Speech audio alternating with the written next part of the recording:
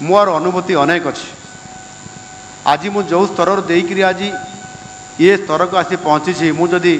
आपण मानक से कथा कहवाई चाहिए ताले आपण मैंने हूँ तो विश्वास कर न पारती। गत 3 मास पूर्वर कथा, निर्वाचन पूर्व समय कथा, निर्वाचन प्रचार थिबा समय एभली एक घटना घटिला जे जेते बळे मो केन्दुझर जिलार NH20 को ब्लॉक कर दिया गला पीवा पानीर अव्यवस्था एवं लोक मान हैरान हरकत होउसेवा समय रोड जाम हो गला NH20। से परिस्थिति भितर मु प्रार्थी थिला सत्ते विधायक भी मुझी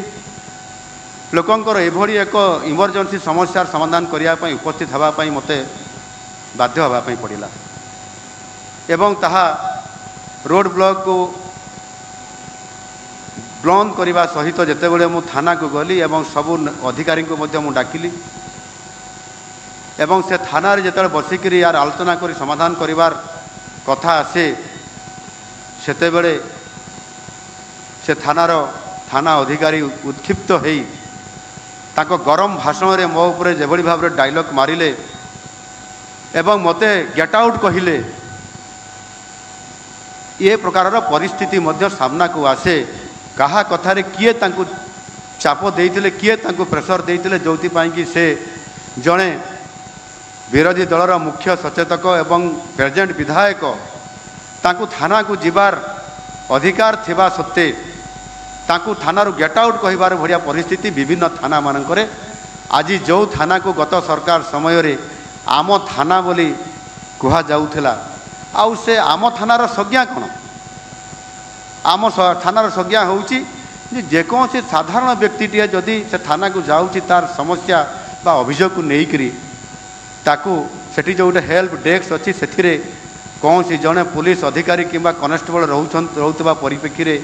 ताकू शासन माने डाकी आनिकी बसैबे एवं तांकू पानी देवे पीवाई चा टिके देवे तांकू पीवाई एवं आसबार अभिप्राय तांकू पचारे एवं लोकटी जदि कह मु एफआईआर देवाई आसी कि यही अभियोग करने आसी ताहले संपृक्त अधिकारी बा आईओ किंबा आईआईसी पाखक पहुँचैबे एवं से एफआईआर देवे एवं आपंकर काम हेब बोली तांकू प्रतिश्रुति दे तांकू पुणी विदा करेंगे।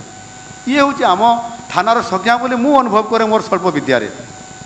मु विधायक 3 वर्षर मोर अभिज्ञता भितर भी कहूँ एवं से भली परिप्रेक्षी रे मु विधायक मु प्रार्थी हो पारे प्रार्थीर कौन थाना को जीवार अधिकार नहीं तांकू जदि आक्रमण होइतिबो एफआईआर देवाई तार कौन अधिकार नहीं जीवार जदि किसी गोटे घटना घटला से जापर ना आपड़ ए थाना रे आसबार अधिकार नहीं आपड़ गेट आउट ना आपण को मु माने कौन मत अरेस्ट कर तो कर मु हाथ देखली। ये परिस्थिति आम सरकार आसबार मात्र मासे पूर्वर होइथिला आज आप देखु जितेबले सरकार आसला मु विजय प्राप्त हेली प्रभु जगन्नाथ आशीर्वाद रे 4.5 कोटी लोकंकर आशीर्वाद रे मते सौभाग्य मिला मुख्यमंत्री हेबार एवं गृहमंत्री हेबार दायित्व मध्य आउ सेतेबले से आईआईसी महाशयंकर को अवस्था हेइतिबो तापरे भी मु तांको क्षमा करदेली जे से अज्ञान रे किबा कहार चापरे एक कथा करूछंती तांको क्षमा करदेवा उचित। से विभाग मु मुख्य होगी से विभाग जड़े सामान्य भूल करथिबा जड़े कर्मचारी को दंड देवार ये अभिप्राय मोर रहिबा उचित न भाविक मु तांको क्षमा करदेली।